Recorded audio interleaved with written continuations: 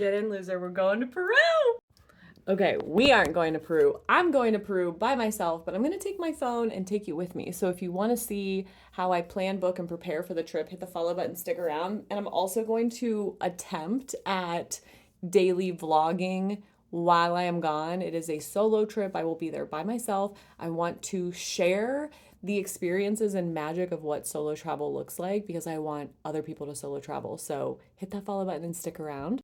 So I've actually already done a lot of research on this trip because I almost did this trip last year, so I feel relatively prepared.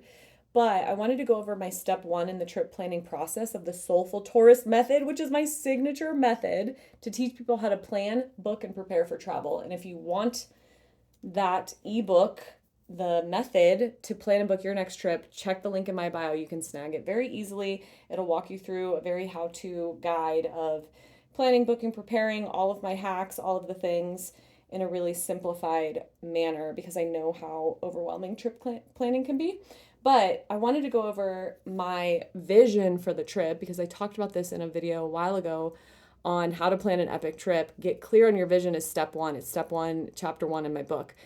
My vision for the trip, I'm a pretty experienced traveler at this point, so I don't have I have a pretty high tolerance and discomfort level. I'm not worried about being in a different continent or being around new languages, I'm very comfortable with change and differences.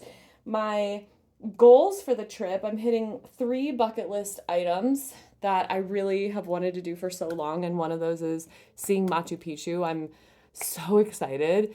Hiking, being in nature, but also being in culture.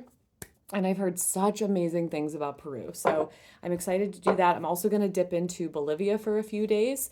And then the last thing in the Create Your Vision chapter of planning a trip is really get clear on your fears. I don't have a lot of fears because I'm a very experienced traveler. I've been to 34 different countries.